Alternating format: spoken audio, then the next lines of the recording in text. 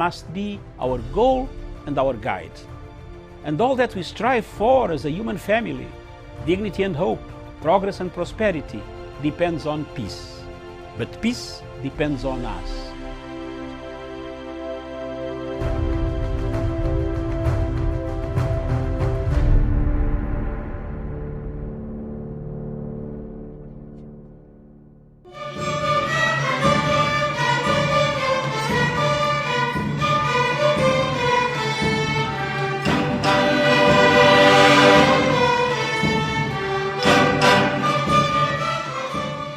Launching the BBI Task Force report. Makofi.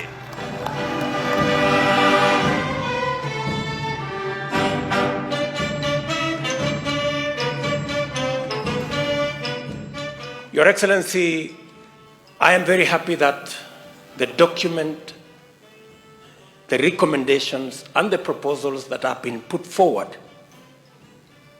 informs us on how to build institutions to get our politics away from personalities and ethnicities to institutions that will carry all of us irrespective of who we are, where we come from, the language we speak, or the political party we subscribe to.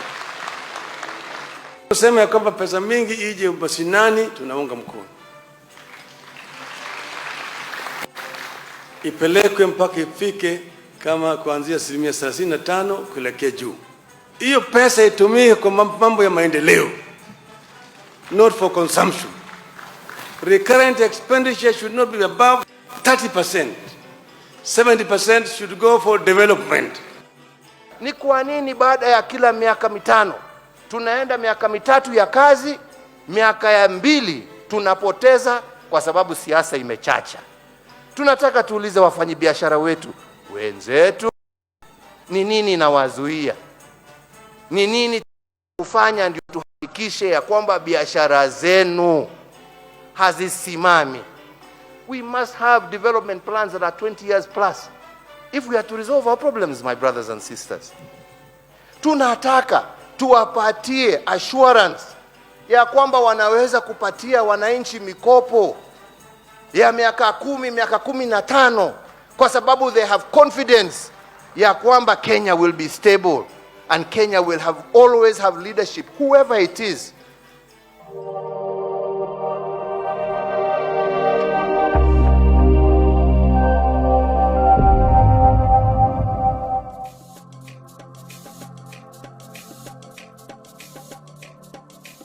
Way back in 1998, the late Secretary General of the United Nations by name Kofi Annan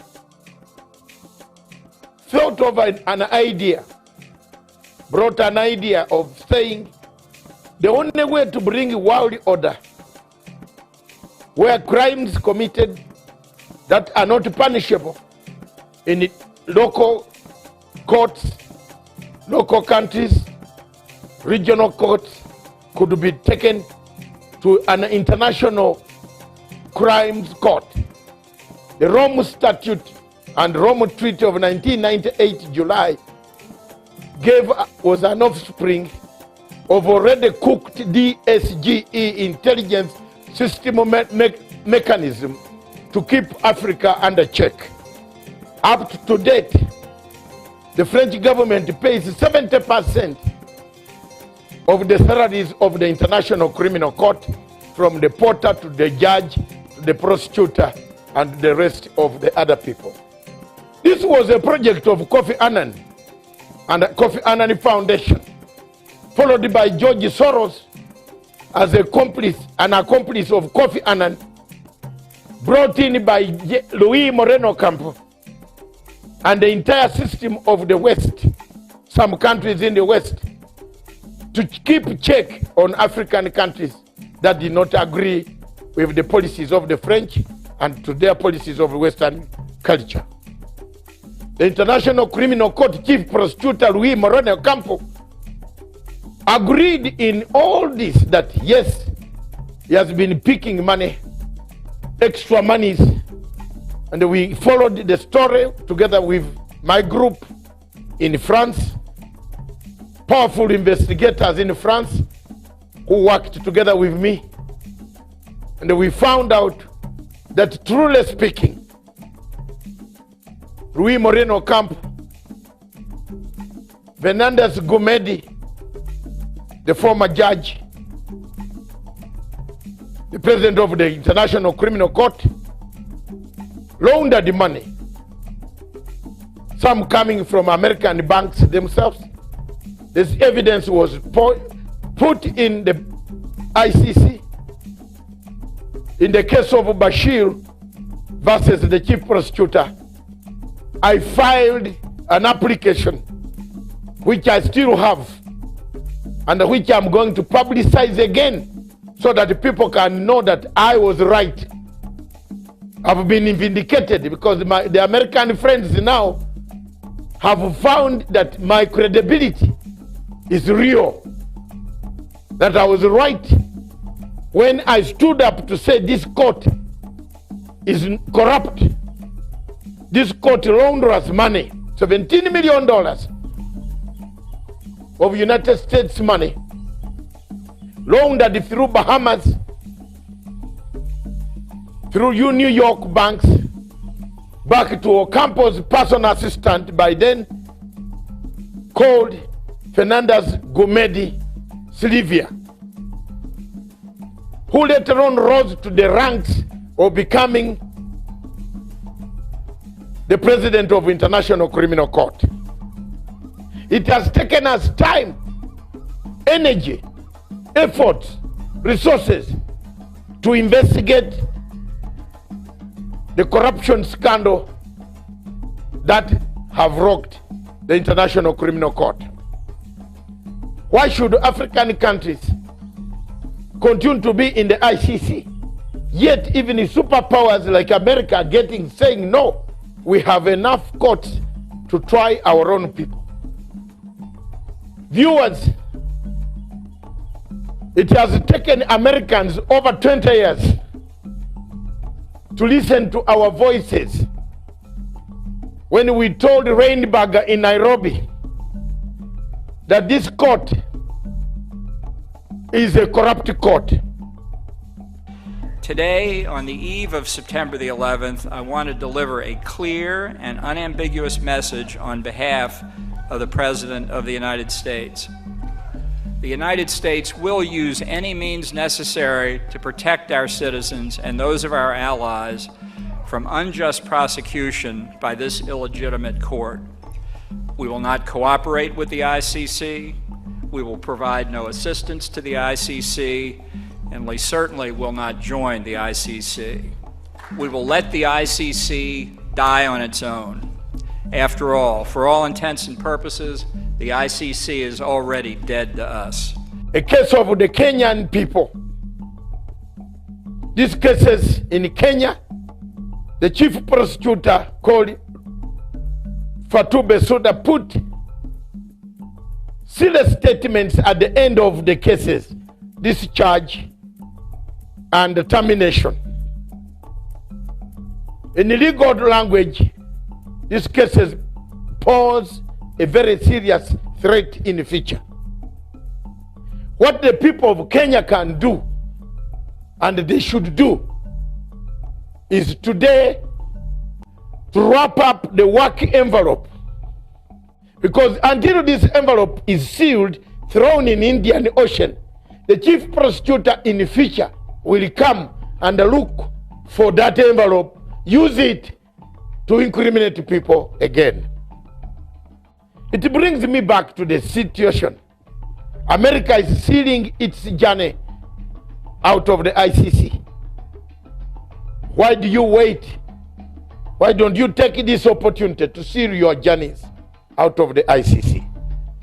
America is quitting, warning that it cannot no longer be a party to such an obnoxious court, a court that has no powers, that talks from this side and vomits from the other side, a court that cuts and pastes evidence, a court that buys witnesses, a court that incites incentives gives incentives to witnesses of a passport and a relocation, then you tell lies about people. The court that sentences you as per the words there, why should you leave a country that has a jury that checks on what the judges would do, the excesses of judges, and go to a country, a court that has no jury? Time has come for Africa to think. Do we need this court? Does Africa need this court?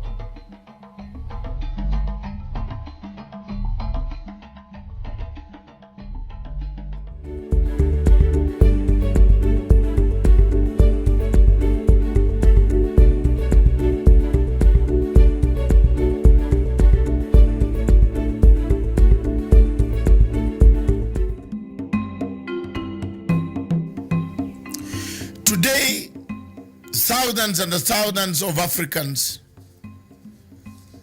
and many countries in Africa have conflicts. Notably, from Libya, Cameroon, Nigeria, Biafra, and the Boko Haram, to Democratic Republic of Congo, of where we have seen a resurgence of the past military and conflicts coming back in that country. Hundreds and hundreds of people have been displaced, killed, maimed, tortured, raped, several of them dying of hunger, starvation, and other natural causes. The fighting seems not to be ending. For the sake of Libya, the Libyan recognized international government is under siege in Tripoli from another faction recognized by Egypt, France, UAE, and other countries. Whereas the one in Tripoli is recognized by the UN, it has been bombarded, has been strangulated, and many millions of Libyans are dying of hunger, lack of water. The water system has been cut off. The bombardment goes on. In Democratic Republic of Congo, we've seen more of active rebel activities returning to the region after some silence has been observed.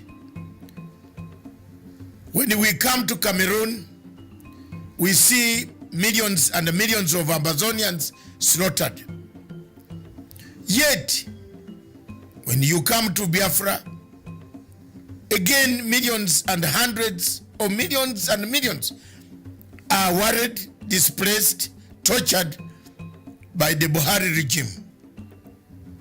Yet again in the north, we see Boko Haram killing, maiming, abducting, and burning down villages in the same Nigeria. When you cross over to Central African Republic, the same is the history that has littered Africa. While all these events are taking shape, Africa is silent. Africa is not making enough efforts to find a solution to what is causing the problems in Libya, in DRC, in Cameroon, in Nigeria, Biafra, and now you add in Khartoum, Sudan. As people die, the people of Africa have no answers, have no solutions. There is nothing to bring an end to the conflicts that have killed Africa. We seem to be new ones manufactured, old ones reignited, encouragement coming from external powers. One power that has been seen in the shadows of all these conflicts especially the one of Libya that has escalated in the Sahara region of Africa, is France. When you come to Democratic Republic of Congo, the same country is in the shadows. The war can be seen is France. When you come to Cameroon, in Amazonia, the one behind that has the key to bringing peace is France. Therefore, our question as Africans, why are we silent? Why are we not saying enough is enough of the wars? Thank you.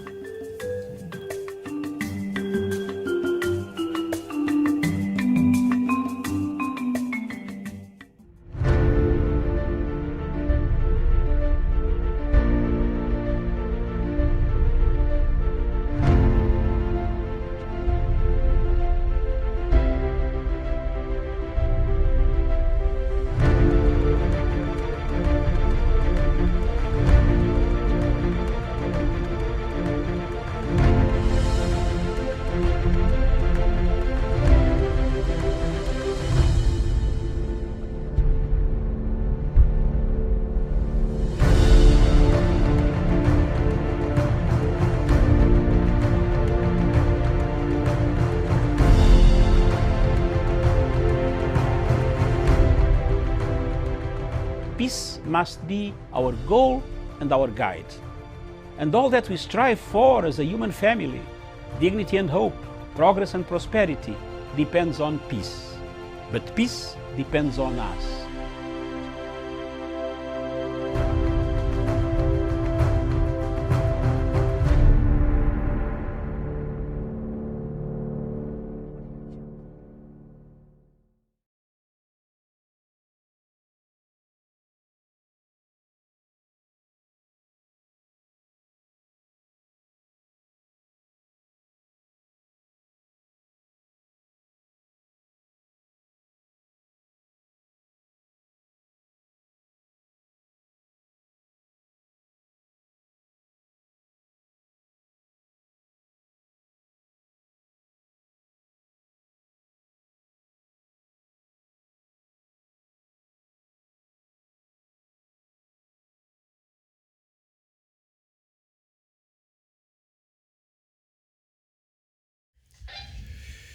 Good morning, wherever you are, Africa, where you are in the diaspora. Good morning, Africa, for you. Thank you very much. Welcome to Punchline Africa TV, broadcasting all the way from the Republic of Kenya in Nairobi, the capital city of Kenya. Thank you very much. Simultaneously in London, in Harare, in South Africa, in Casablanca, in Rabat, Morocco, in Tripoli, Cairo, Abuja, Accra, Cote d'Ivoire, my good place, Cote d'Ivoire, capital city of Cote d'Ivoire. What is the capital city of Cote d'Ivoire? I will tell you, that is Ivory Coast, the one Abidjan, one of the best cities in Africa destroyed by war. Good morning, wherever you are. This is Dr. David Nyekorach Matsanga, son of soil, the only man on the African continent who dares to say what he wants to say, where he says it and delivers. The only Kwame Nkrumah left, the only Nyerere left, the only Haile Selassie, the only Mugabe left. Says it, hate him, like him, I am here. And this evening, this morning, viewers, it's a terrible subject that I told you the world 10 years ago. But let me introduce in the studio. Later on, I will be joined by none other than my co-host, the usual silent killer, the blow killer, Miriam Ogutu. Good morning, Miriam. Good morning, sir. Good morning. Thank you very much. It's a good day today. It is. And it is. President Uhuru Kenyatta said we should always wear African attire on Friday. And I'm happy you are in it halfway, but it will come. I am already in it. I've left for Jerusalem. Thank you very much. The BBI, I have addressed people on KBC this morning. It was lovely. Don't turn the BBI into a political process. Turn it into a healing process. That's all. That's the message. Like it hurt me, it's up to you Kenyans. It's not me. I've done my job. The job is a redemption strategy. Hallelujah. If you turn it into a political quagmire of where you are going to grandstand, we better be prepared to enter this jail called ICC. Because that's where we are heading now with what we are going to discuss. Why I've carried these files are these files of 2008. I've collected evidence. I've traveled 256 times in Kenya Airways to be dropped in the International Criminal Court. And all along, this court kept on telling me I was wrong. I'm a liar. All along, this court told me I'm a vexatious litigant. I'm a liar. All along, this court never bothered to interrogate what I was saying. Both prosecutors told the court in writing, and the court wrote back in writing, summarily, in their judgments. In their judgments, now I've caught you.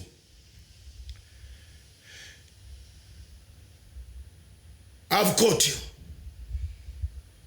11 years down the road, I'm here. And lastly, you see, there is something that does not die. When you are doing something in international relations, don't ever give up. It resurrects from a different way. Viewers, this morning, the program is the Diaspora Dispatches. I will do it in this way. First, I'll read my statement, which my lawyers have prepared, and which I've instructed my lawyers in The Hague, namely Chief Charles Taku, and my barrister in London, Greens Ensworth, KC, who will be online to tackle this woman, to tackle this court. Why they called me a liar? Why they called me a liar? Yet I was telling the world the truth. Why they caused my job to go down, psychologically tortured. Why they arrested me in 2012 for 3 days in Fairview Hotel. Why did I pay $780,000 United States dollars for my lawyers? And yet they call me a lawyer, a liar. So, let's go back to the same chamber. I am going to the chamber. I am coming to the chamber. I want Osuji to tell me why he called me a lawyer, a liar. Why? When now the whole court has admitted, the whole entire court, and we are not going to stupidly keep quiet. The woman is living with nothing, no legacy. She wants to use this expert report to ignite Kenyan cases. Hello! We are not going to keep quiet. And I'm not going to keep quiet personally. You must compensate me first. Why did you take away my job? I was earning over £720,000 per annum. A salary bigger than a president on this republic, on this continent, per annum. In Sky News, as Africa consultant for Sky News, I speak with authority. My job went down because of this office of the chief prosecutor arresting me, detaining me, questioning me on things that were true, blackmailing me under Article 70. Hello? I'm going back. I've gone back. I've instructed the lawyers. This is advice from the lawyers, not me. I need to be compensated seriously as to why I lost, why I paid my legal fees of a matter which was correct. 10 years passed, or 11 years passed, the same office comes to say, what the guy was saying, technically, what Besuda is saying in this report, and well done, Miriam, to print it out. See here, this report to the world, you can read it. What she's saying on this report, which is here, Kenyans should not stick on BBI only. There is another matter coming where this woman wants to live, to go and die, and eat retirement fee without paying others part of that fee. Whether it is personal prostitution, whether it is institutional prostitution, I am going for them. They have to pay me. They have to say sorry. They have to clear my name for nothing I did. I did nothing wrong. I was saying the truth. Viewers, I was taken down. 3 days, my phone was taken away from me. We want to go back to the same altar of justice of international community. We want to ask the questions. What happened? Why did you frame cases against people, against Kenyans? Why? How many of these African cases are framed? If this mess is in one country, what about the other cases? If this mess is on Kenyan cases, what about the case of Libya? What about the case of Sudan? What about the case? I'm now reasoning here. What about the cases of all Africans, of Babugo? How much damage did the chief prosecutor do in the Babugo case? I am heading towards the United Nations Secretary General Brutus Guterres, my good old friend Guterres. The young activist is on his way to you. I need an international commission of inquiry into the conduct of both prosecutors, into the conduct of Ocampo, into the conduct of Besuda, before they leave office. If they don't, we shall take personal. Besuda lives in the United Kingdom. Prepare for a summons in the Oidiberi.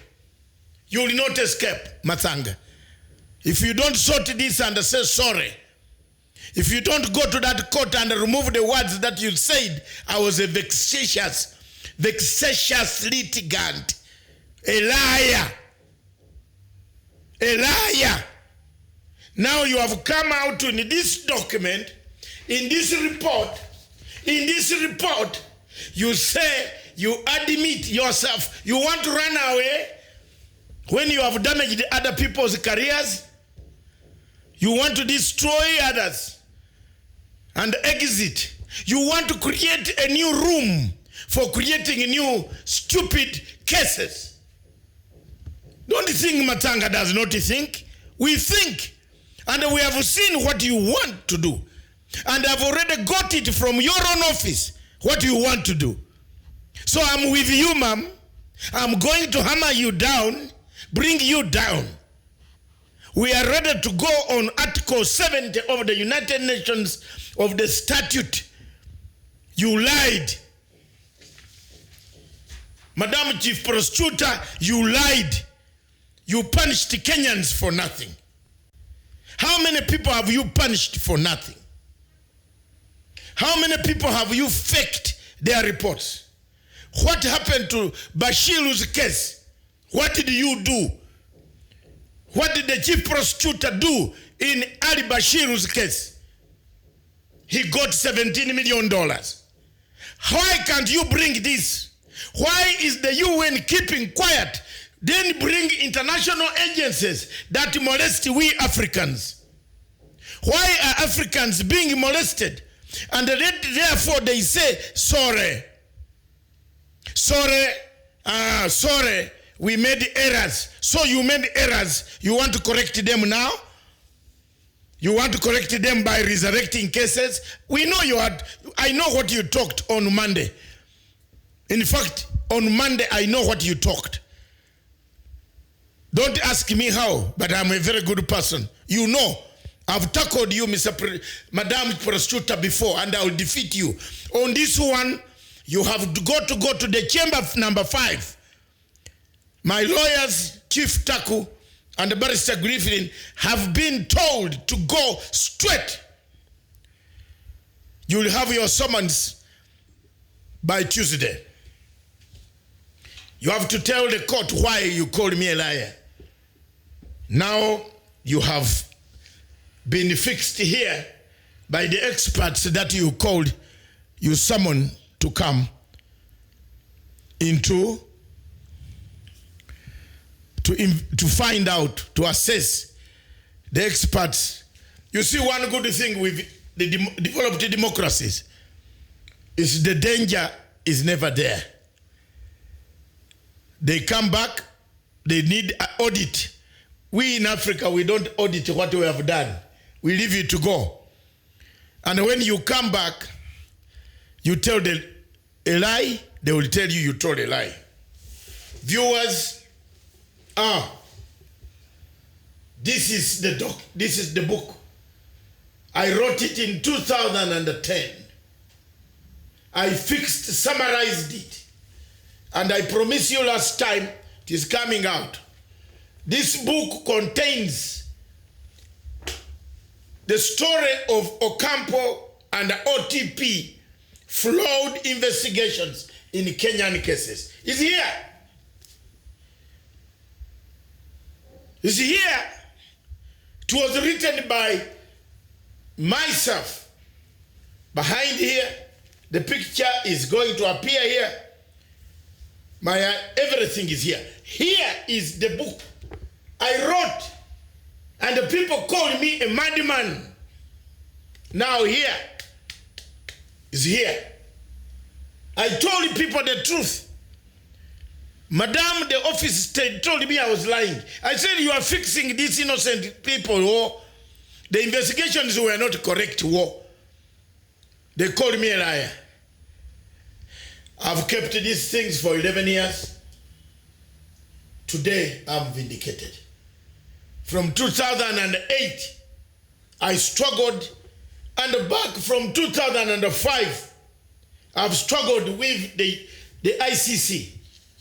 From the Ugandan case of Konyi and the 5 other commanders, I was the first man to stand in the dock before Uhuru Kenyatta and others, and Ruto and others, and they go there. I was the first person to stand I and the Chisano, we stood in the dock, and one of the judges, we went to visit him in the office. He locked us up.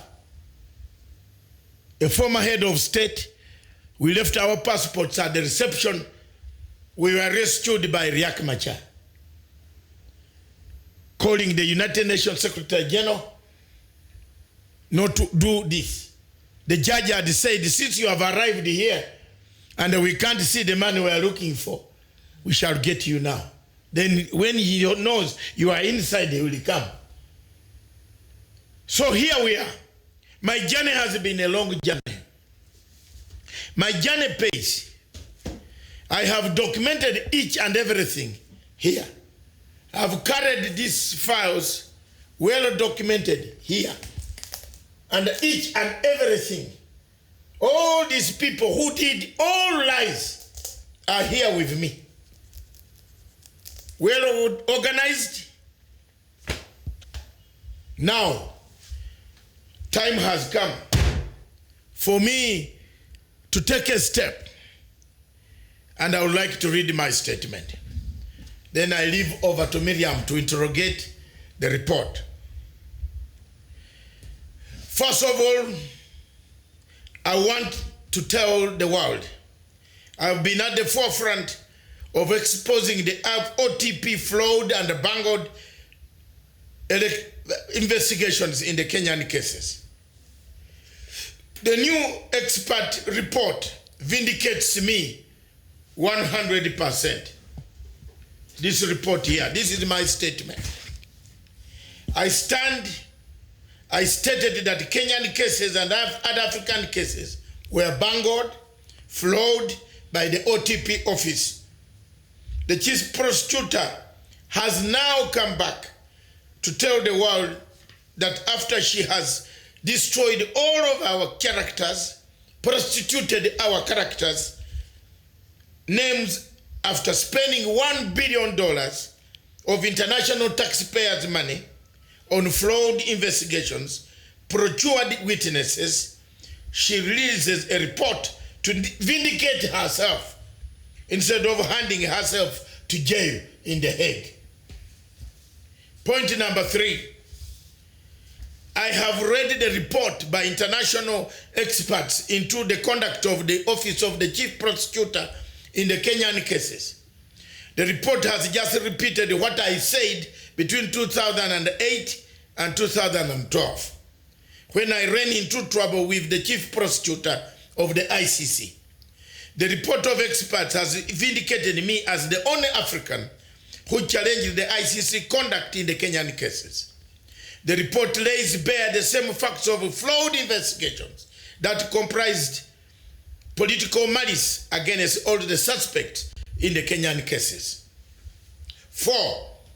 In 2012, the ICC Chief Prosecutor Luis Moreno Campo ordered me to appear to their investigators or to be arrested in Nairobi, and the charge compelled me to appear before them under Article 70 of the Roma Statute. I complied and I was arrested, detained at Fairview Hotel without telephone contact and any other communication outside to the world. I was psychologically tortured by investigators led by Professor Alex Whiting, who was then working on the instructions of the Office of the Chief Prosecutor. In this meeting, I was represented by my international lawyer, who flew from Washington, D.C., Chief Charles Tako, and one Kenyan lawyer of mine, a friend of mine, plus my personal assistant, who is Ingrid, who is in Switzerland today. I stuck to the truth and I told the investigators that the OTP cases were flawed and bungled. 5. It is equally very annoying, reckless, prudish, sardonic, repugnant, and morally bankrupt for the ICC Chief Prosecutor to turn around after she has tarnished people's names and a character in gerrymandering cases. The Chief Prosecutor, Fatou Bensouda, followed the same steps of footsteps of Luis Moreno Campo without correcting the wrongs that were in the cases. She proceeded to indict people as if nothing was wrong, yet things were wrong. She continued with these cases when Campo left without stopping them, of which I filed applications, over 21 applications, requesting for stopping these Kenyan cases. She continued violating Article 70 of the Rome Statute when one commits perjury, perversion of course of justice, and obstruction of justice, which were done by both her and the former Chief Prosecutor. 6. The new evidence, therefore, by experts now opens a new phase of compensation schemes that must be paid to some of us who were wrongly subjected to psychological torture. I want the Office of the Chief Prosecutor to tell the world, when did they know that the cases had no evidence? Was it when she took over or after she settled in office?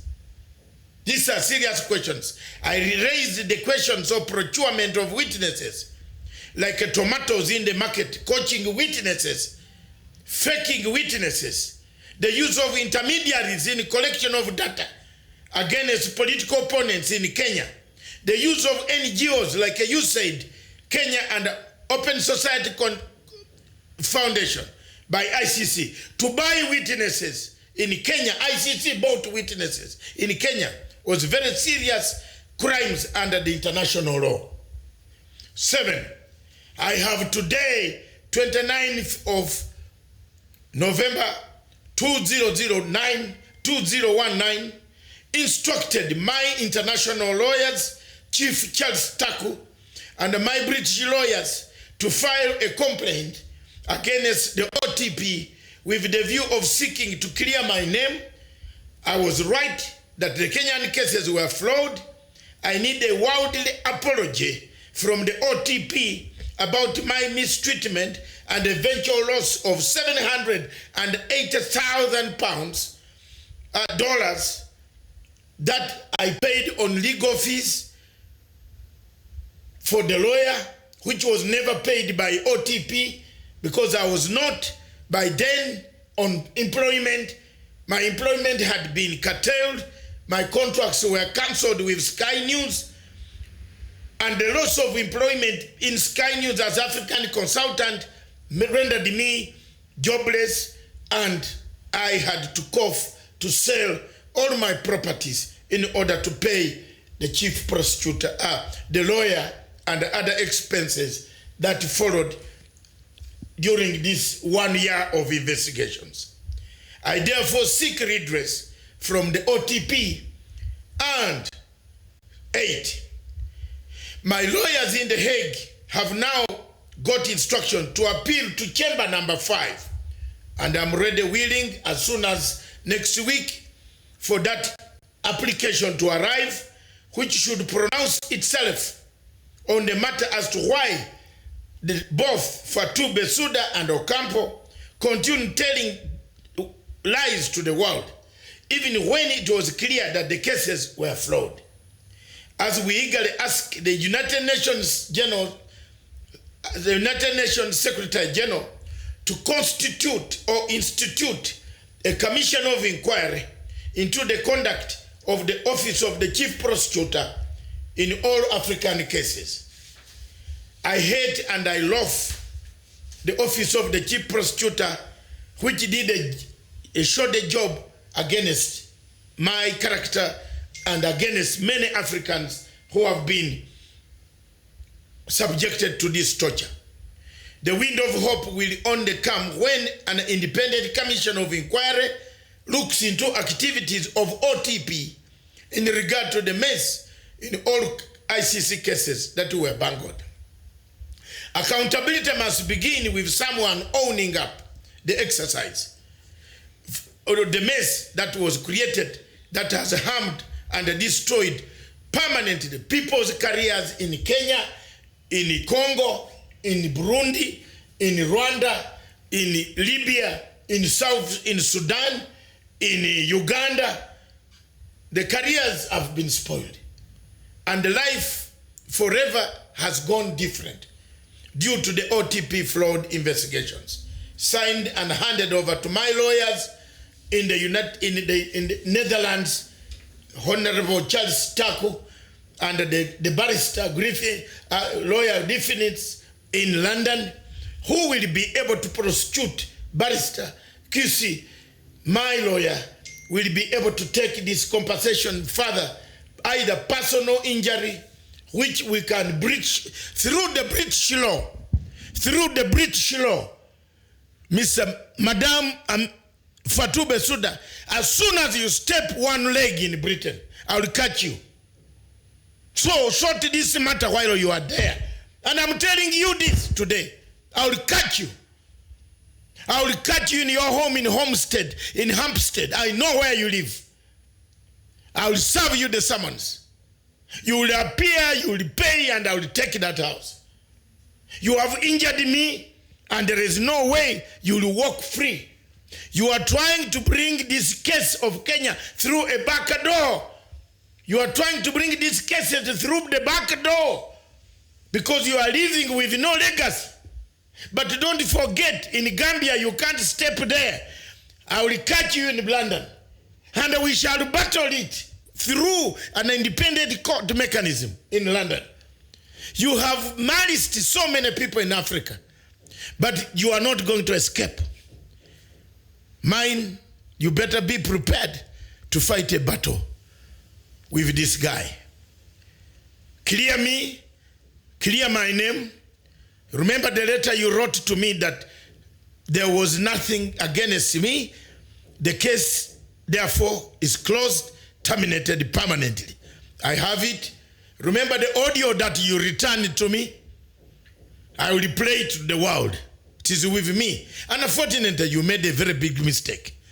And you returned the audios to me. Thank you very much. This is why I beat you at the game. I thank you very much. And I think the statement will be published on Pan-African Forum, www.panafricanforumltd.com.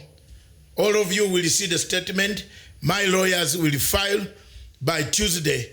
There will be an application in the appeal chamber 5 for the judges to hear why my name was called a liar, prostituted by the chief prosecutors, yet I was right. Thank you very much. Miriam, over to you.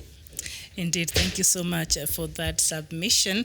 For a moment, I felt as if I was in a court somewhere, but thank you so much. And it's very interesting because ICC is looking into a lot of cases in Africa that has happened. Several heads of state and several people have been a target of the investigations. And what really I find quite interesting with this is that they only chose Kenya's case to go. And I think, I don't know, I'm looking at it as a guinea pig. It's like this is where they are going to set a blueprint in how to handle ICC moving forward. Could there be a reason why they chose to look at the Kenyan case in specific? I think the reason is very clear.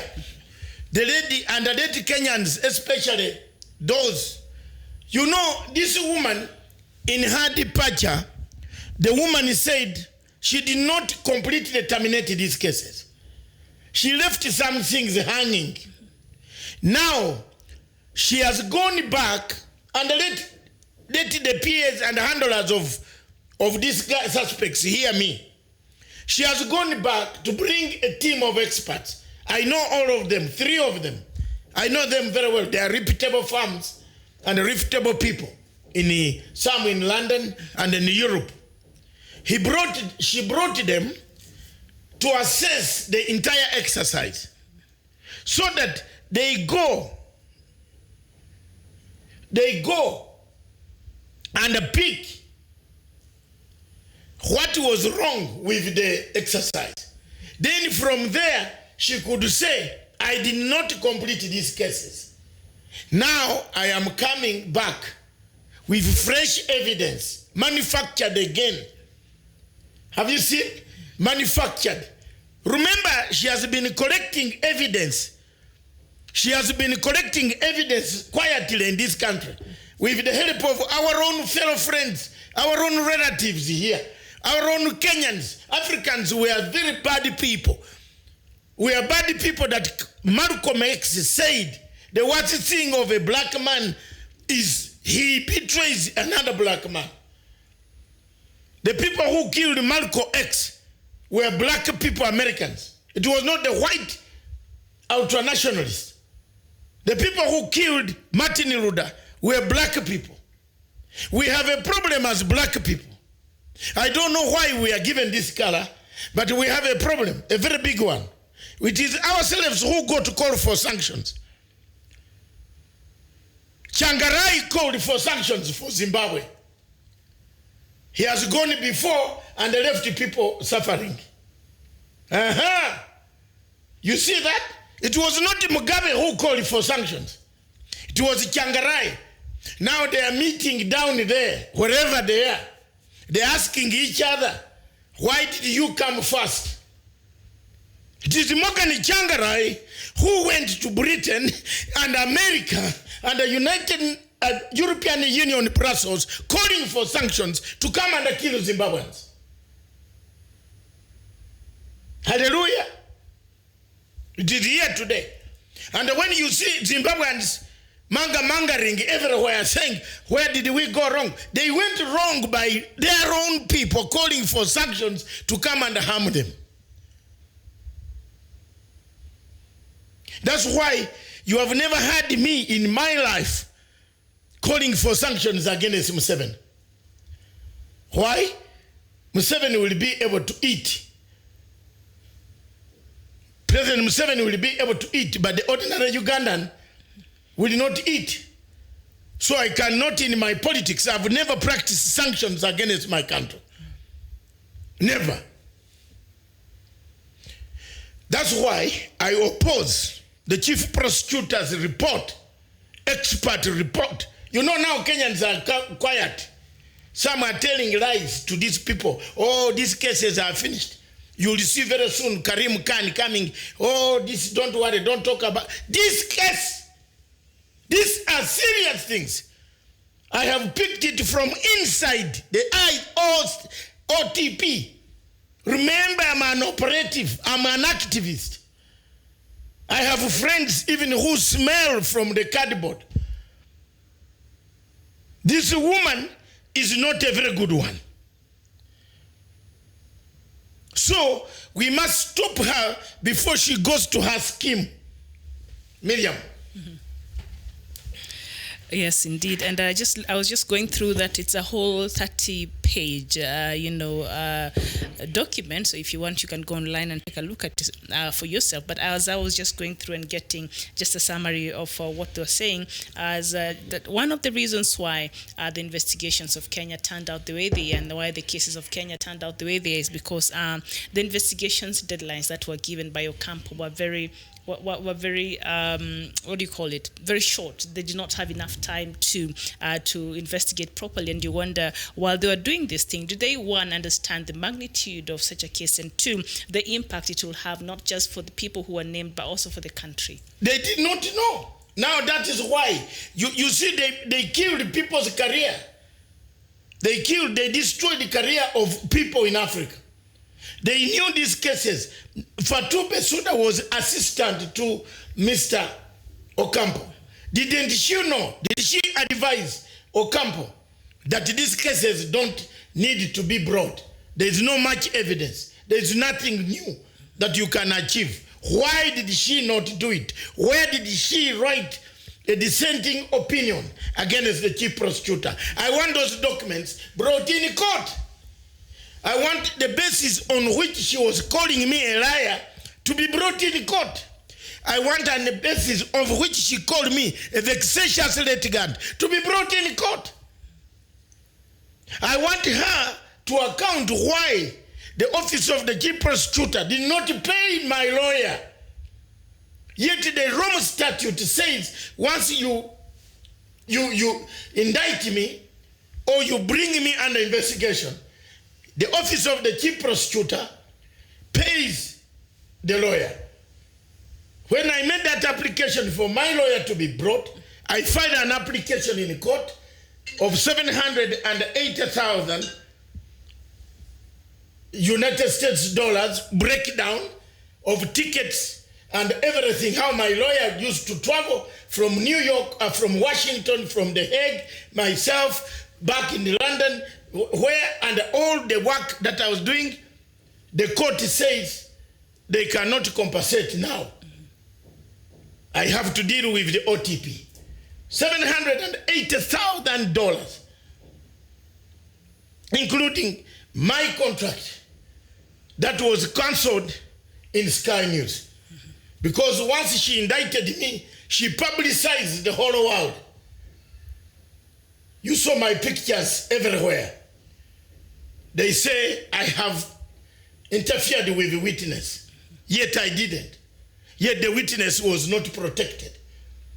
They found out later that the witness was not protected, and therefore I got them on the wrong foot. They closed the chapter of investigating me. I never touched any witness. I've never seen any witness. I only found the man on Facebook. And talking about the witness, I think there's a place where they really address that matter, and they're saying there's still, even in the Kenyan courts today, there's some witnesses that they wanted to have in the case, but they went to the court, and the court has not given them a go-ahead to have the witnesses go to the ICC, meaning the case is open-ended. It was not closed. I got this. I have brought this subject. I know some people don't want to talk about it, but I'm telling you, there is something going on in that court, because my ear on the ground is very clear and has never lied to me.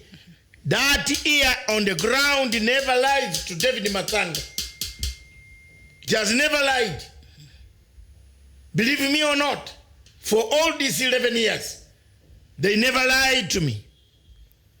They said, be careful.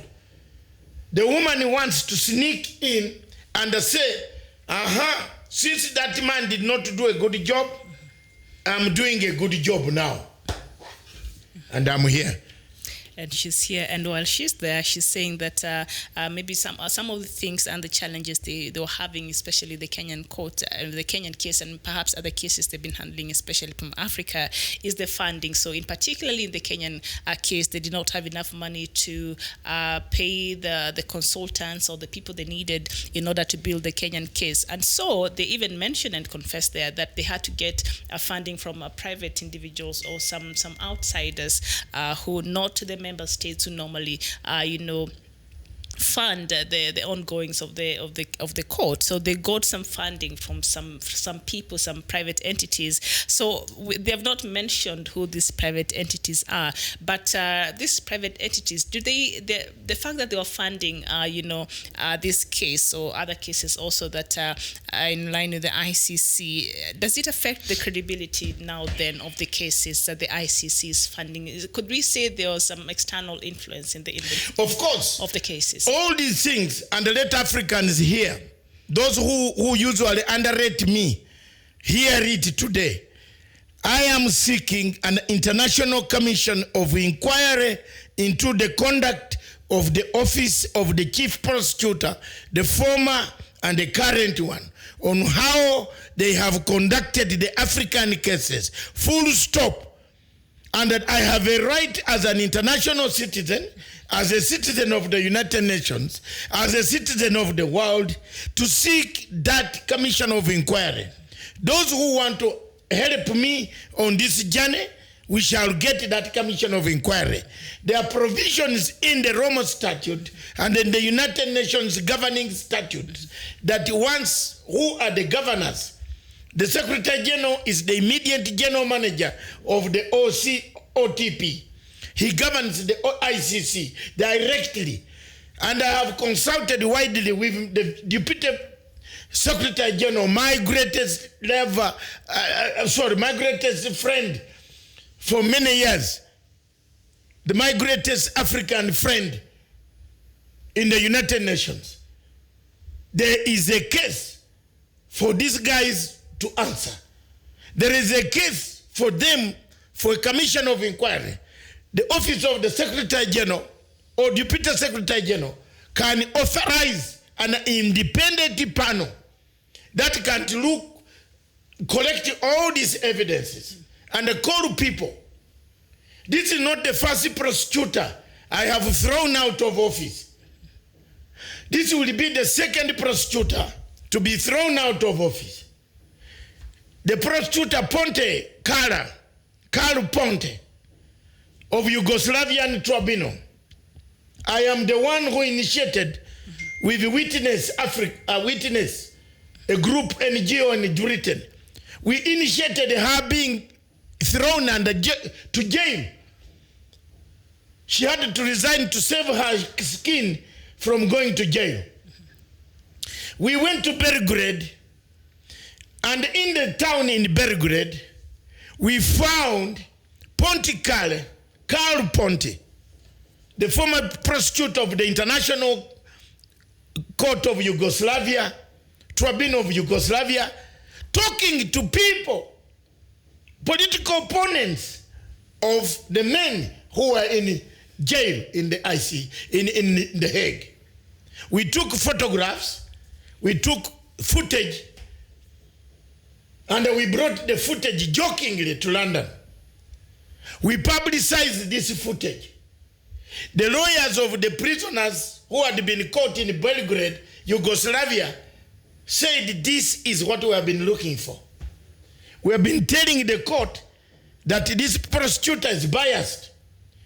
She's a French prosecutor, a French woman who has a bone to crack with Yugoslavia. We fixed her. She lost her job. This is not the first prosecutor brought out of work or to jail. This one should not only get out, should go to jail. Both Ocampo and this woman should go to jail. On Sudan case of Bashir, which is trying hard, I want her to tell the world what happened to the $17 million which they got to indict Bashir. She has never, they have never, as a whistleblower in Kenya is being given 5%. A whistleblower in international court, which has money for whistleblowers, I was given 0. So why is it on the question of this man, Bashir, what happened? $17 million paid by an NGO in the United States of America, shared by on the personal assistant. A personal assistant of Ocampo has $17 million on account. Was she trading in cocaine? Was she trading in human beings? Because Argentina people still think of taking blacks to Argentina for sale. Was she having, what was she trading in? No factory. How do you accumulate $17 million?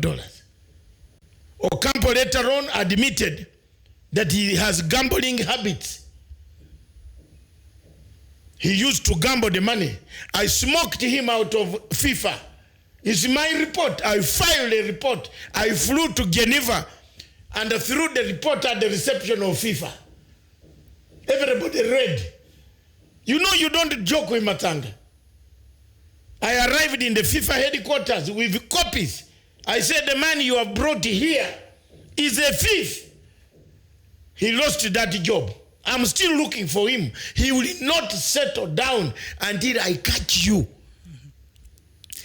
And even in the report that you're just going through now that was released by the ICC, they commissioned an internal audit and some 3 experts, and now they're trying to really look at how they operate there in the ICC and which way forward in the ICC. But in this executive summary from their website, you go to point 7 and I just read it, which it's quite a damning report and places some question about Ocampo's reputation. I think you've mentioned it, and his professional capabilities. So I'll just read the point 7, executive summary number 7 there. While all these factors contributed to the problems that beset the Kenyan cases, 3 factors contributed most significantly.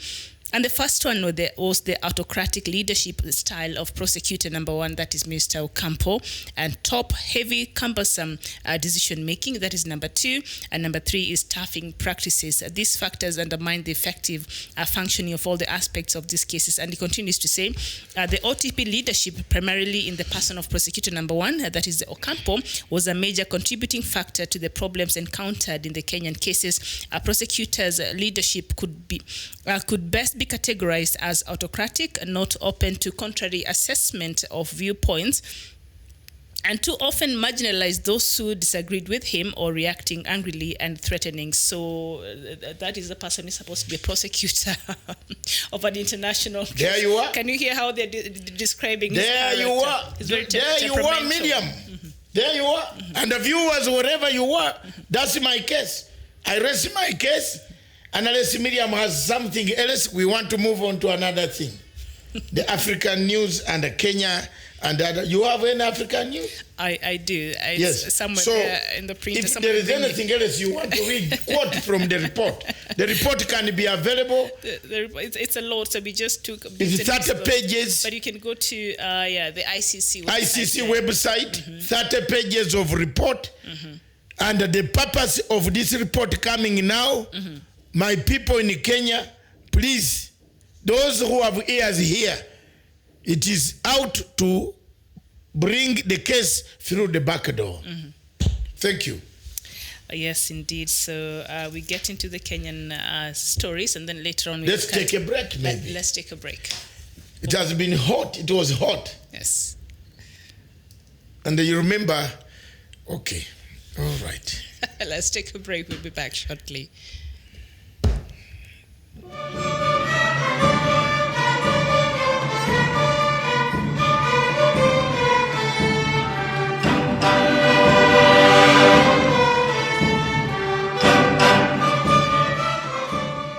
Launching the BBI task force report. Makofi.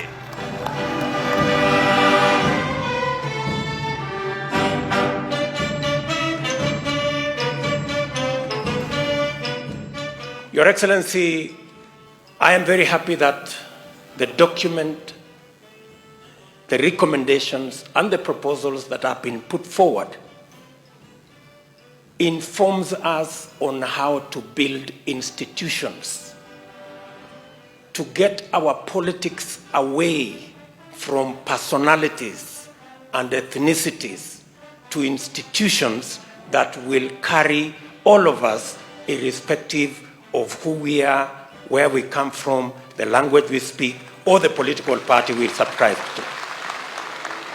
Kusema ya kwamba pesa mingi ije mashinani, tunaunga mkono. Ipelekwe mpaka ifike kama kuanzia 35% kuelekea juu. Hiyo pesa itumike kwa mambo ya maendeleo, not for consumption. Recurrent expenditure should not be above 30%. 70% should go for development. Ni kwa nini baada ya kila miaka mitano tunaenda miaka mitatu ya kazi, miaka ya 2 tunapoteza kwa sababu siasa imechacha? Tunataka tuulize wafanyabiashara wetu wenzetu, ni nini inawazuia? Ni nini tuwaweza kufanya ndio tuhakikishe ya kwamba biashara zenu hazisimami?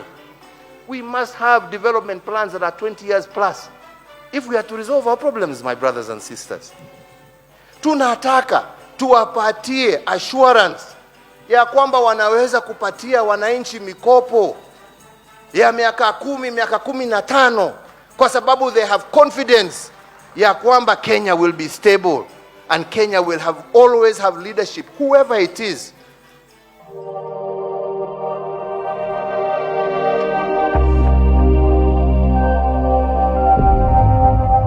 Thank you very much. The show is Good Morning Africa. The television station is Punchline Africa TV, and we're coming to you all the way from the Kenya's capital in Nairobi. In the first hour of the show, we were looking at the recent report, in fact, Dunning report by the ICC itself in concerning the Kenyan cases, review and recommendations that really found a lot of fault in the manner in which these cases took place, the investigations that were flawed, and all the other challenges that the ICC, went through in compiling a case and putting up a case that finally was not able to hold in the ICC, courts there in The Hague. So right now we'll just look at other things, perhaps what's making news headlines in Kenya, and then we will look at the news-making headlines across Africa. With me is my co-host, Dr.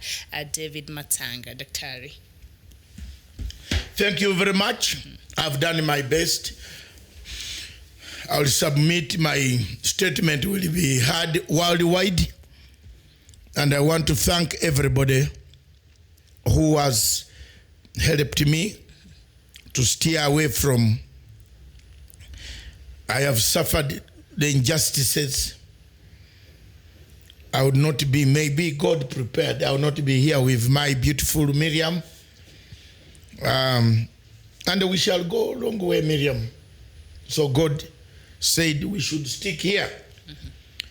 First of all, let's come back to Kenya. Headlines. There is one thing that Kenyans amuse me. I was being interviewed on KBC this morning, and hundreds have called saying thank you very much. And I think I better give this to Stephen to play, because the clip has been sent to me. I don't know whether it will play here, but it should. Stephen, I don't know whether it plays. You better tell us, because they have sent me the clip. And it is very interesting that a few days ago, we are already on. 2 days ago, the president was very categorical. That is the clip, Steve.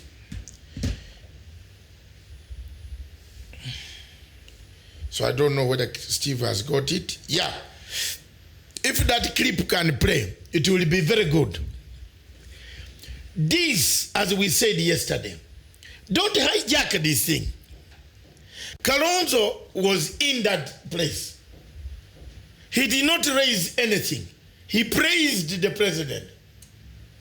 No sooner had he left the premises than Kalonzo started saying he is not comfortable with the post of the prime minister. Raila Amolo Odinga was there. At least for him, he made it very clear that he wants it to be a people's-driven agenda. That one I had. Yes, he said it. At least Ruto also made it very clear that the work is cut out for Parliament and Senate. Yes. The two, have you seen now the two sides what they have done? They have gone on rampage. They have gone on rampage.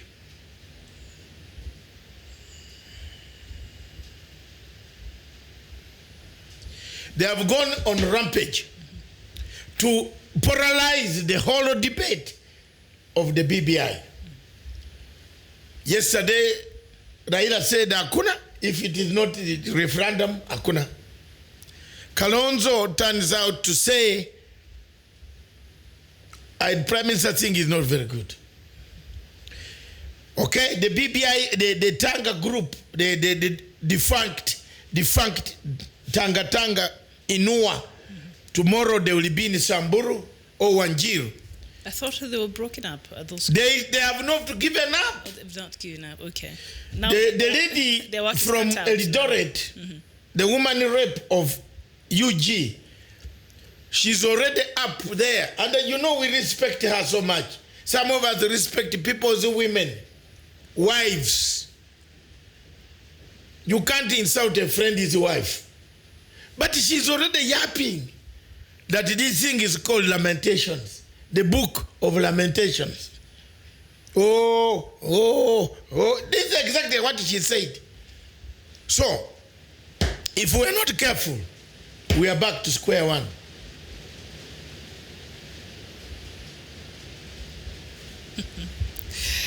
Yes, indeed. And I think when they keep talking about politics, and politics will take center stage, and then it will take away the Wanjiku factor in it, because this was a document or something or a process that was supposed to solve the problems that Kenyans go through outside of politics. Of course, the genesis of a lot of these problems stem from our political process, which, fine, that is the case, but also it was not supposed to be a political thing. So when you see politicians coming out and trying to make this look like it was a political something, then I think they're missing the point, and they should not hijack this process, as I think Mudavadi also advised the same.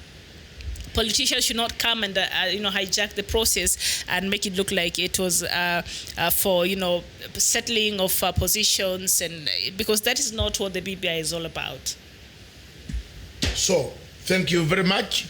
The headlines BBI tough day for Ruto at the Bomas. Raila wants MPs locked out. BBI wants CS to use public hospitals. Let me take this one.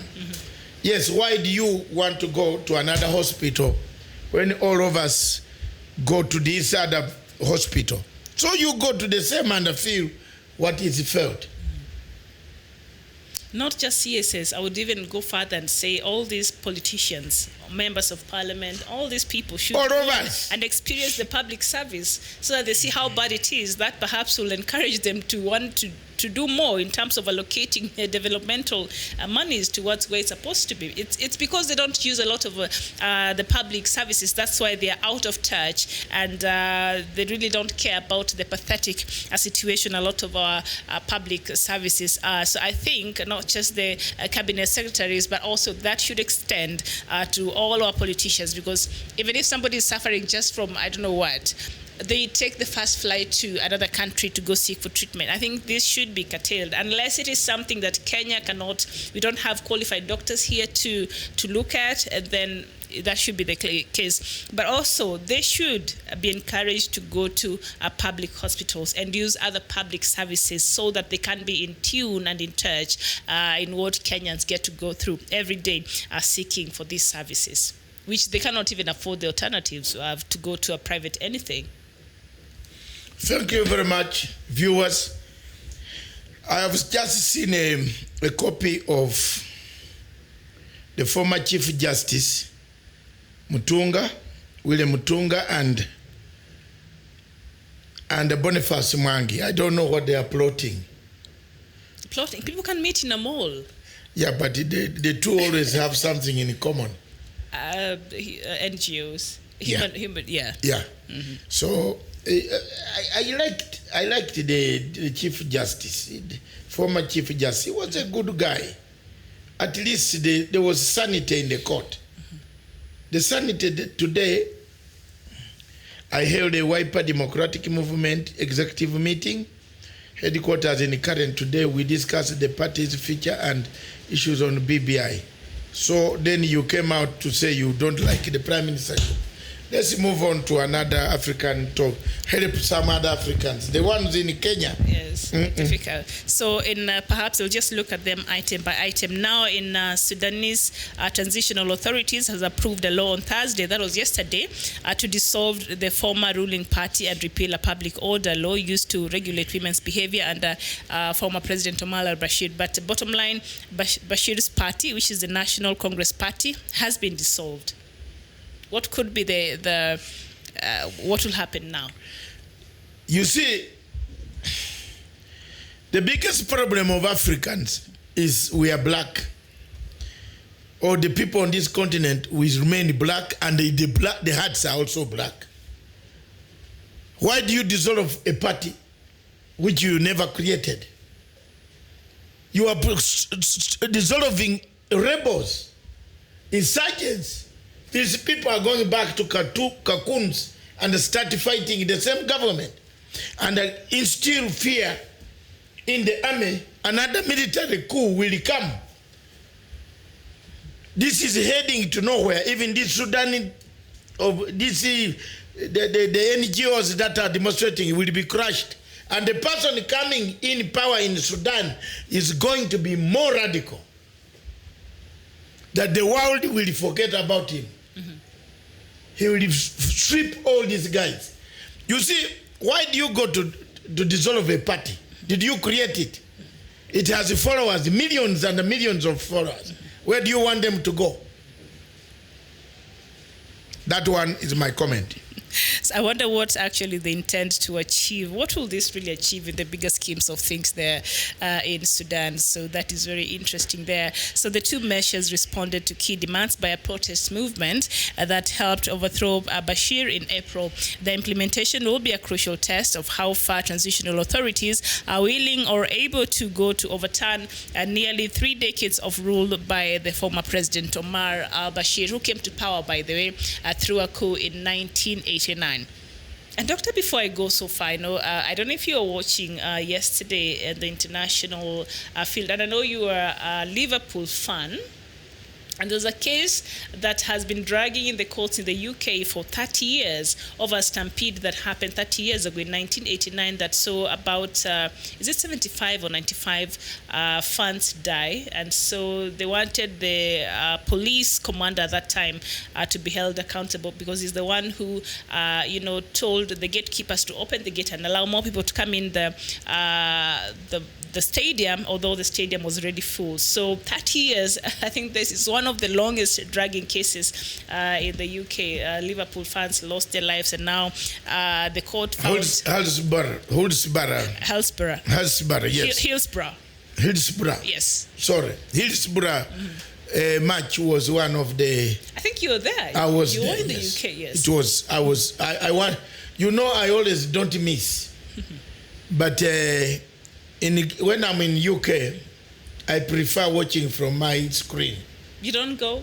No. So you're not a hardcore fan? I'm hardcore when Liverpool is in London. Okay. But you remember I live in London, and Liverpool is in over 300 miles away from London. And therefore, it's like going to Mombasa anyway. So at the sea, when it is summer, oh my God, it's a very beautiful port. That's the only port that carried blacks from Jamaica back to Europe and took diamonds and other things and sugar from there into that place. Anyway, it is sad, and that is why I like English law. Whether it takes 30, 40 years, they will catch you. So, Madame Fatou, prepare for a battle. You might win here, I go to this court and I resurrect review.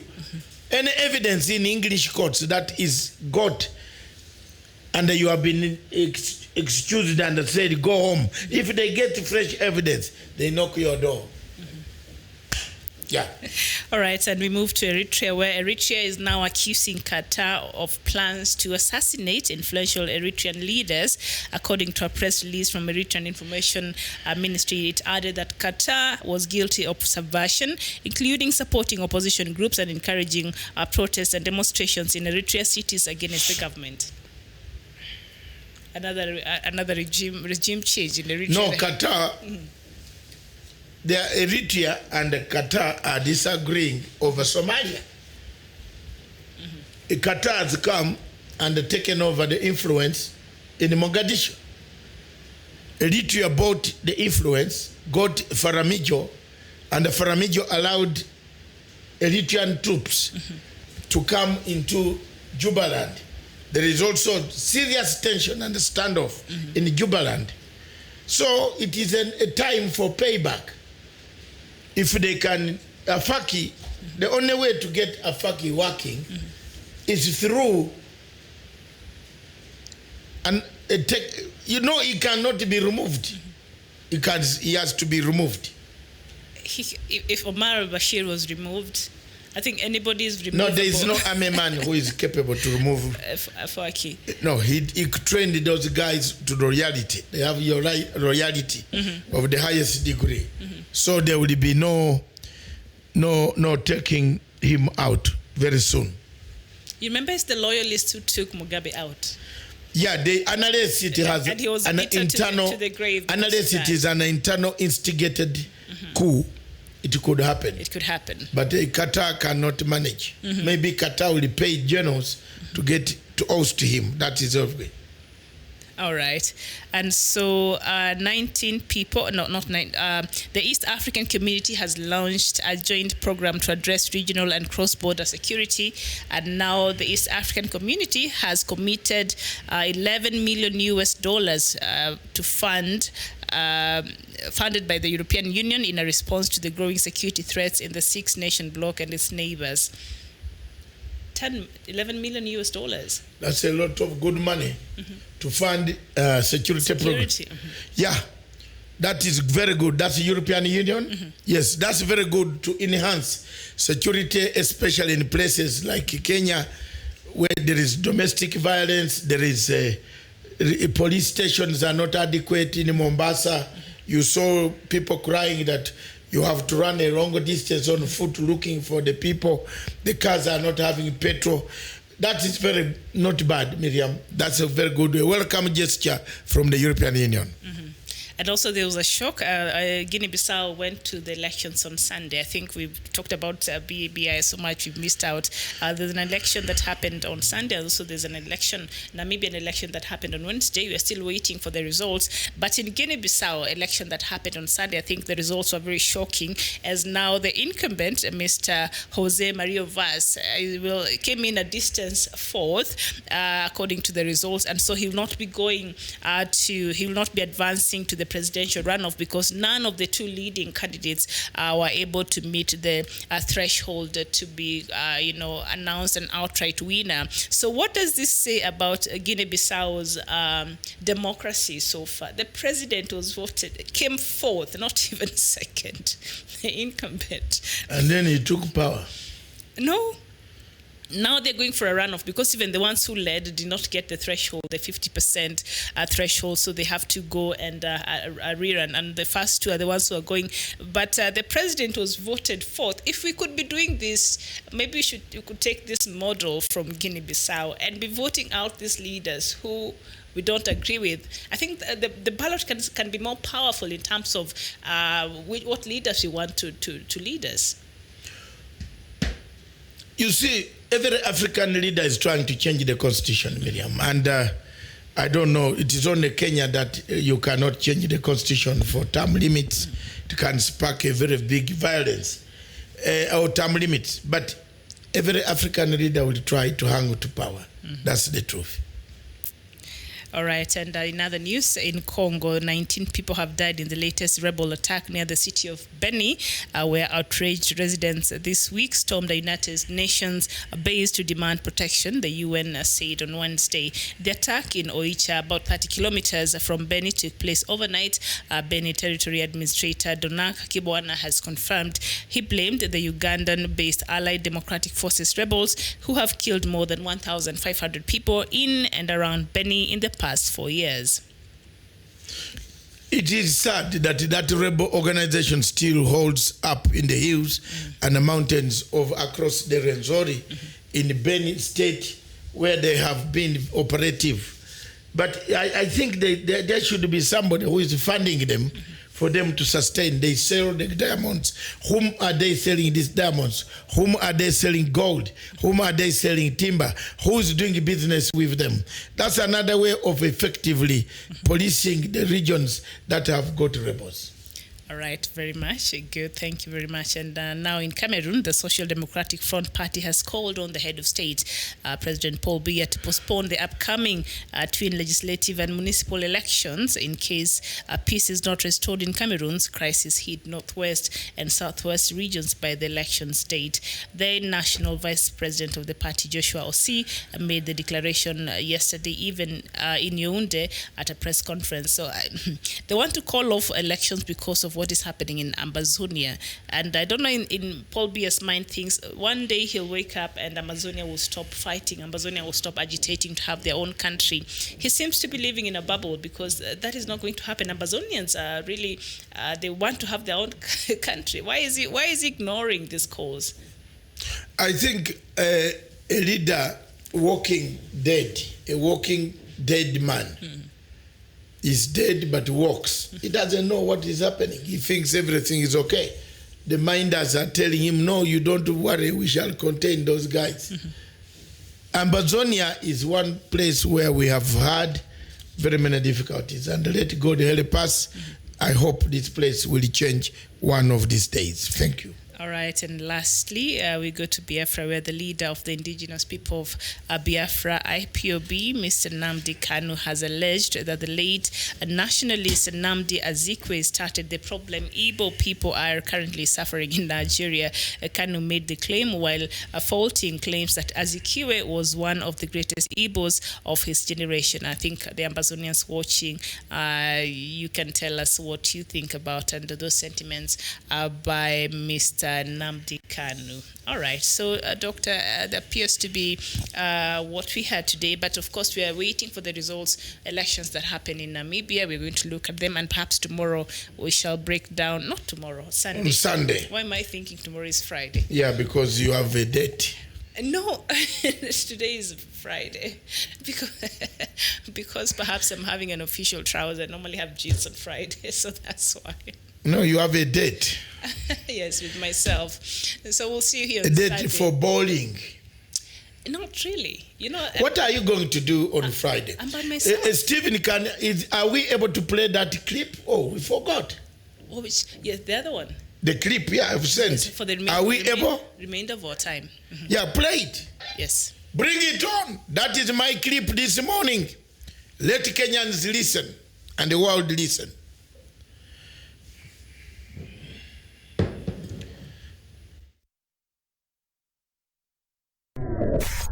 This is KBC English Service.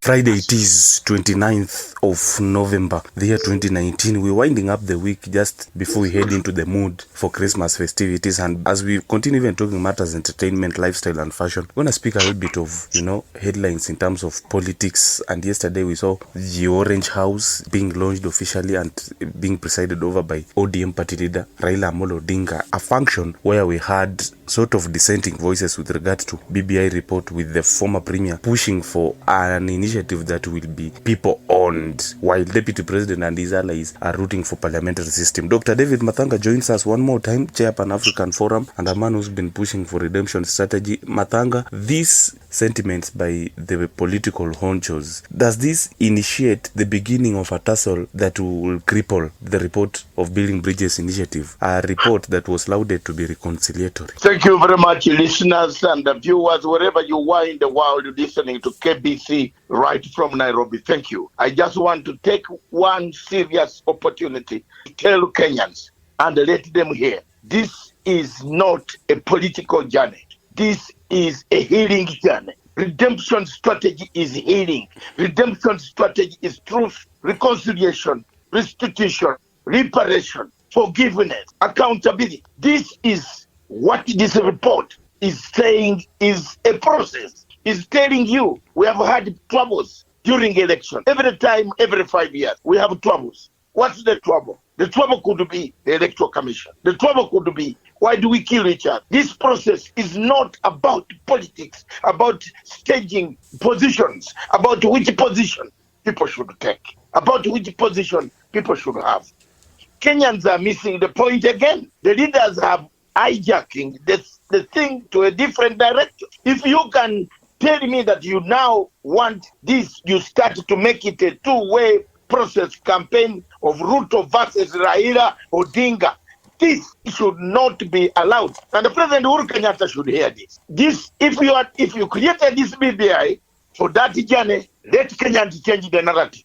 The narrative is healing, dialogue, is truth-telling, is accountability, is looking for employment for people, a better Kenya, unity of purpose, a healing Kenya, a Kenya with a redemption. People should forgive each other. People should reconcile instead of starting on a wrong footing of grandstanding. There was a launch of this particular report. It was officially unveiled on Wednesday at the Bomas of Kenya. All political leaders, religious leaders, and even other stakeholders in attendance, and it was lauded unanimously by everyone who attended. How comes there is change of tune? Because they have thought, the people thought that the BBI is political. No, BBI is not political. Let's change the narrative, Jamen. If you don't know anything, ask. Don't change the narrative to politics. Already, Kalonzo has gone there, he said doesn't want prime minister. Another one has gone, Raila is saying that we want it this way. Another one is saying we want the parliamentary. They are now again hijacking the process. Let Kenyans read, let Kenyans come on a national convention, which will be called next week, which I believe the people of BBI should educate people, should now tell the timetable, should now create a framework, the timelines, when you should read, when you should end, how the National Convention will come and when, so that it does not allow too much politicking. If that is what, you see, if you are taught to build houses in any developed democracy, your role is to build houses. Don't turn into someone who can build a road which will kill people. Please, this is a conflict resolution document. a document that has analyzed our problem, the problems of Kenya, the problems of this entire good nation called Kenya, which does not see each other during elections, during the good days. But when you hear the word election, this nation goes to several other tribes, several other tongues, several other ethnicity, tribal cocoons. The minister of Tanzania told you, get out of the tribal cocoon, understand, leave the people of Kenya, read the document. Why are people hijacking it, taking it to parallel lines and paralyzing the entire debate? That it is because of politics. No, this document, we must change the narrative. We must change the narrative. The narrative is a redemption strategy for Kenya, for a united, prosperous, developing Kenya with youth having employment, with people, retirement people having their benefits, so on and so forth. Immediately after the release of the report, we saw analysis and assessment of various lawyers and political analysts, with some saying that DP William Ruto is the beneficiary, while Raila Amolo Odinga was duped because he was pushing for parliamentary system, yet there is a less powerful premier, while now Ruto is happy because the presidency will be the executive one. I don't know. Yeah, just block some of these people who are haphazard lawyers, haphazard conflict resolution experts, haphazard political scientists who come to tell and talk about, oh, Ruto was blocked out, oh, Raila was blocked out. These are the same people who cause Kenyans to die at every election that you have held in this country. From 1992, the same politicians say, oh, Moi has not gained, Kibaki has not gained, this one has not gained, Matiba has not gained. This is the narrative that BBI seeks to remove. That's it. Only the BBI as a redemption strategy, as a strategy that will bring forgiveness, reconciliation, restitution, reparation, forgiveness, truth-telling, accountability. That's it. That is it. That's what I see that document. That is how I see it. It narrated all the problems. It narrated including the day of calling it a Boxing Day. There are people in this country who thrive, who start boxing each other on 26th instead of going to, because they don't know the meaning of a Boxing Day. BBI told you, let's change it to Heritage Day, where everybody can come and see what a Kisii does, what a Luya from Bungoma does, what a Turkana does, what a Mombasa people do. Let that be a Heritage Day. Why do you follow ideas from a foreign designated colonial imperial systems that have always brought Africa to its knees and call it a Boxing Day? And some people on that day intentionally box their people, which is very wrong. BBI scored that. BBI scored on that one. On the question of the Electoral Commission, let them go away now. If I were Chebukati, just leave the space. You have conducted enough of controversial elections. Get out. Get out. Let people begin to have conscience. Chebukati, move. Don't tell us that you cannot move. Who are you? The people of Kenya need more peace. They don't want this election of 2022 is very near Jamen. Wewe ndugu zangu wa Kenya, Kiswahili yangu na mimi nilikuwa Msasani Tanzania makati ya 78 79. Nilikuwa Tanzania mimi nilikuwa mzalendo, mtu mmoja wazalendo wa Nyerere.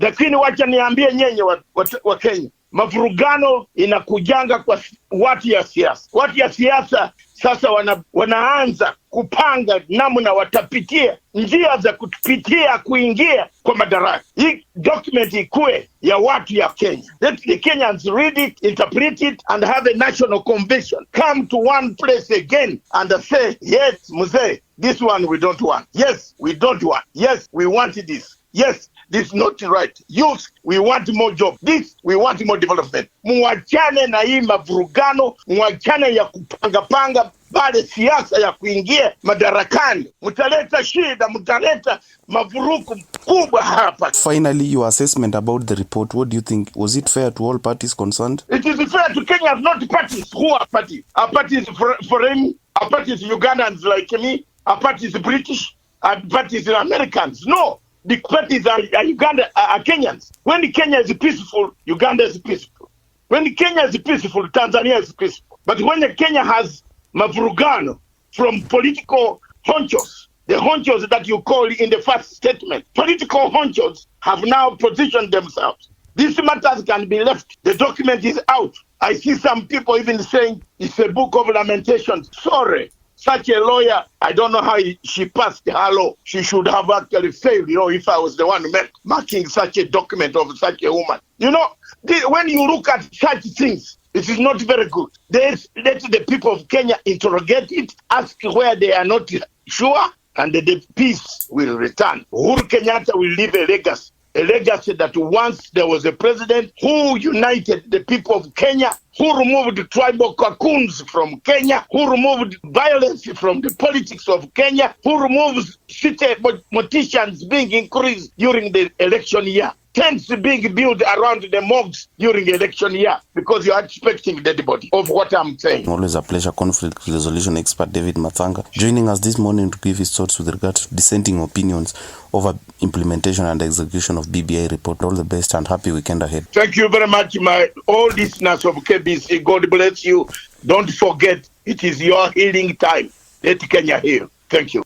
You're listening to KBC English Service.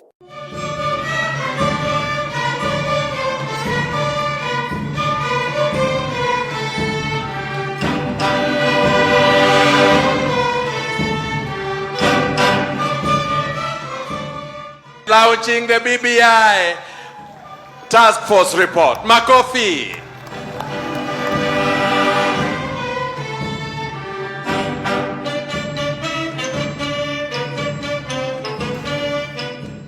Your Excellency, I am very happy that the document, the recommendations, and the proposals that have been put forward informs us on how to build institutions to get our politics away from personalities and ethnicities to institutions that will carry all of us irrespective of who we are, where we come from, the language we speak, or the political party we subscribe to. Kusema ya kwamba pesa mingi ije mashinani, tunaunga mkono. Ipelekwe mpaka ifike kama kuanzia 35% kuelekea juu. Hiyo pesa itumike kwa mambo ya maendeleo, not for consumption. Recurrent expenditure should not be above 30%. 70% should go for development. Ni kwa nini baada ya kila miaka mitano tunaenda miaka mitatu ya kazi, miaka ya 2 tunapoteza kwa sababu siasa imechacha? Tunataka tuulize wafanyabiashara wenzetu, ni nini inawazuia? Ni nini tuwaweza kufanya ndio tuhakikishe ya kwamba biashara zenu hazisimami? We must have development plans that are 20 years plus if we are to resolve our problems, my brothers and sisters. Tunataka tuwapatie assurance ya kwamba wanaweza kupatia wananchi mikopo ya miaka 10, miaka 15, kwa sababu they have confidence ya kwamba Kenya will be stable and Kenya will always have leadership, whoever it is.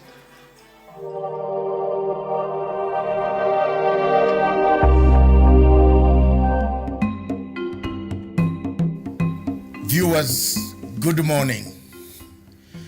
This morning I want to address the issue of Uhuru Kenyatta's legacy.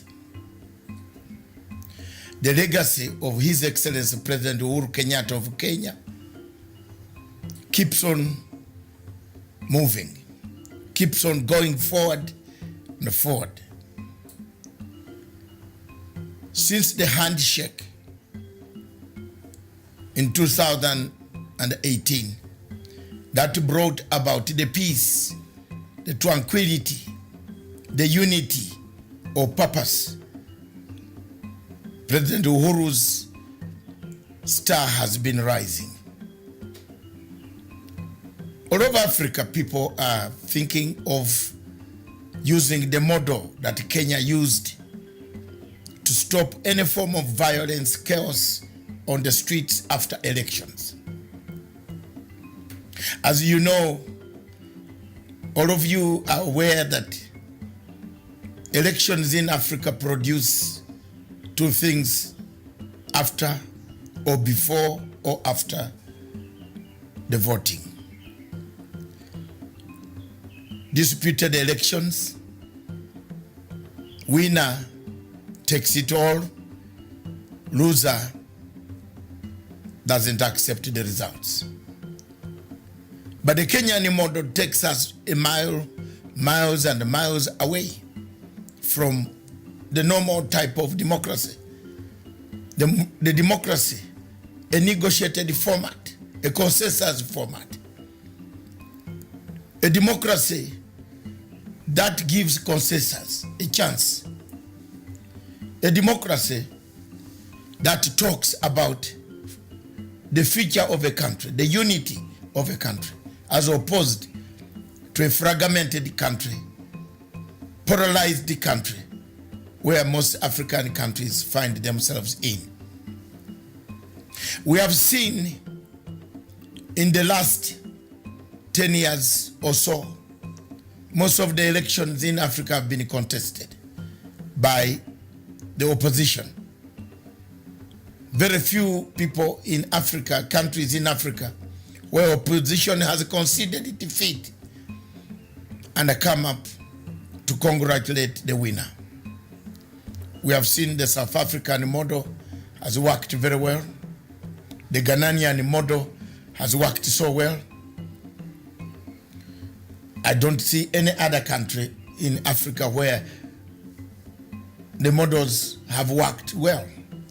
I thought it would be Sierra Leone, but today we see Sierra Leone going back to the same ethnic tensions, as you can see from the reports that are circulating in the international media and the local media. So elections in Africa are contentious issues. They create a contentious position, create a departing point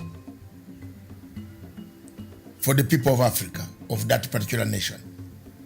The legacy of Uhuru Kenyatta, therefore, will be remembered for having brought the tranquility that we have today, the peace, the new format, the new tool of having a better organized civil Africa, an Africa without violence, an Africa without chaos after elections, when the opposition accepts to work for the interests of a nation, not personal interests.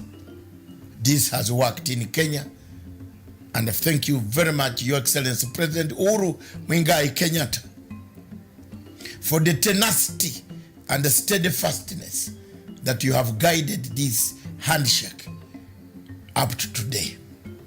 For those who want to mutilate the handshake, belittle the handshake, one lesson they should learn is to look at Libya. Libya was once a territory we all respected. It is no more.